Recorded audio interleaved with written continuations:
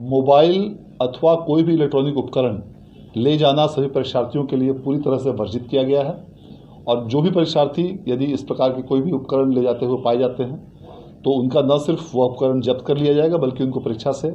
निष्कासित करते हुए उनको परीक्षा से वंचित भी किया जाएगा और उनके विरुद्ध में प्राथमिकी भी दर्ज कराई जाएगी। परीक्षार्थियों के लिए यह ध्यान देना अत्यंत आवश्यक है कि परीक्षा केंद्रों पर प्रवेश की अनुमति परीक्षा प्रारंभ होने के 10 मिनट पूर्व तक ही मिलेगी, अर्थात जो परीक्षा फर्स्ट सिटिंग में 9:30 बजे प्रारंभ होगी उस परीक्षा केंद्र पर परीक्षार्थी को 9:20 तक हर हाल में पहुंचना अनिवार्य होगा और जो परीक्षा द्वितीय पाली की 1:45 से शुरू होगी उन परीक्षा केंद्रों पर परीक्षार्थी को 1:35 तक पहुंचना अनिवार्य होगा। इसके बाद इस समय सीमा के बाद जो भी परीक्षार्थी यदि परीक्षा केंद्र पर पहुंचेंगे तो उन्हें परीक्षा में बैठने की अनुमति नहीं दी जाएगी। यह ध्यान देना इसलिए आवश्यक है क्योंकि ऐसा देखा गया है कि कुछ विद्यार्थी जो इसका अनुपालन नहीं कर पाते हैं, जो इस समय सीमा के बाद पहुंचते हैं, उनकी परीक्षा छूट जाती है और फिर उनका पूरा वर्ष या तो व्यर्थ हो जाता है या उनको वैकल्पिक माध्यमों से अन्य परीक्षा में कंपार्टमेंटल या विशेष परीक्षा या अन्य जो भी वैकल्पिक उनके लिए माध्यम उपलब्ध हों उसमें बैठने की बाध्यता होती है। इसलिए यह अत्यंत आवश्यक है कि सभी परीक्षार्थियों से मैं अपील भी करना चाहूँगा कि आप निर्धारित समय से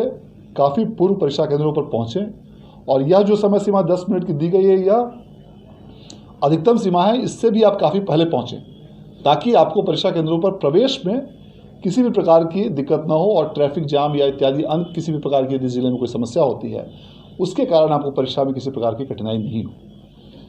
इस परीक्षा केंद्रों पर पूरी तरह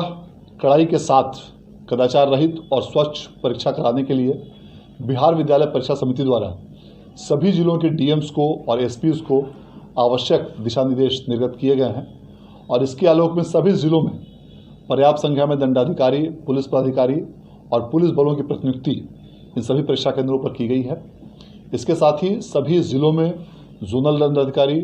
सुपर जोनल दंडाधिकारी और फ्लाइंग स्क्वाड्स की भी प्रतिनियुक्ति की गई है। परीक्षार्थियों का 2 बार फ्रिस्किंग करने का निर्देश दिया गया है, एक बार गेट पर और दूसरी बार जब परीक्षार्थी बैठ जाएंगे परीक्षा केंद्रों पर उस समय पुनः परीक्षार्थियों की दोबारा जांच कराई जाएगी और 25 परीक्षार्थियों पर एक वीक्षक की व्यवस्था की गई है और ये वीक्षक उन परीक्षार्थियों के